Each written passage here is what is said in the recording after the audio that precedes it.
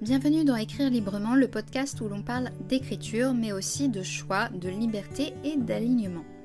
Aujourd'hui, j'aimerais te parler d'une question qu'on me pose souvent, surtout depuis que j'ai publié mon roman Héritage entremêlé. Pourquoi j'ai choisi l'auto-édition plutôt que de chercher une maison d'édition ? Dans cet épisode, je vais te partager mon chemin, mon ressenti, mon expérience. Ce n'est pas un modèle ni une vérité absolue, ce n'est pas un conseil, c'est juste un témoignage parce que je crois que chaque auteur doit trouver ce qui lui ressemble. J'ai un passé entrepreneurial, j'ai toujours aimé créer mes propres projets, avancer à mon rythme, décider des directions sans attendre la validation d'un tiers.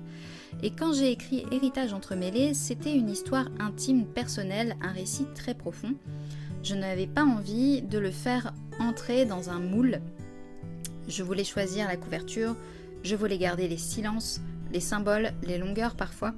Je voulais respecter le rythme du texte, pas celui du marché. Et ça, l'auto-édition me le permet.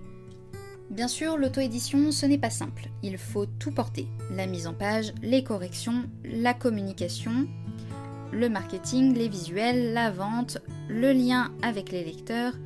Mais ce poids, je le trouve porteur parce qu'il me permet de garder le lien avec chaque étape.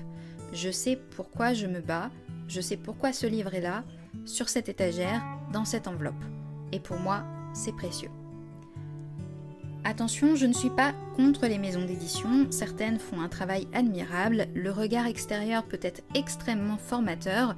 Personnellement, je le recherche même quand je termine le premier jet d'un roman pour avoir des retours de lecteurs qui n'ont aucune connaissance de l'histoire, parce que des fois, on est un peu trop plongé dans le roman et on a un petit peu ce qu'on appelle la tête dans le guidon et c'est difficile des fois de lever la tête et d'avoir ce regard extérieur un peu plus neutre.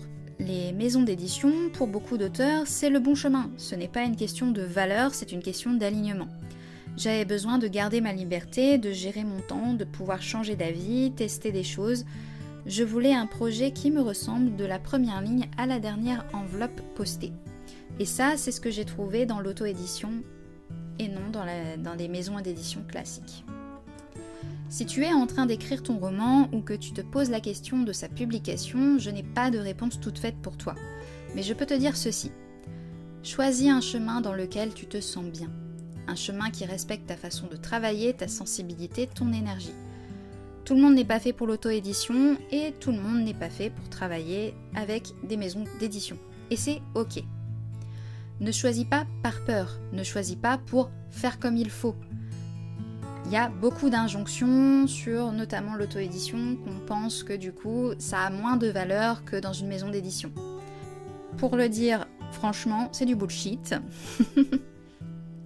C'est des croyances limitantes, des croyances qui ne sont pas du tout des vérités absolues, surtout avec les outils de maintenant qui permettent à l'auto-édition d'avoir beaucoup plus de valeur ajoutée.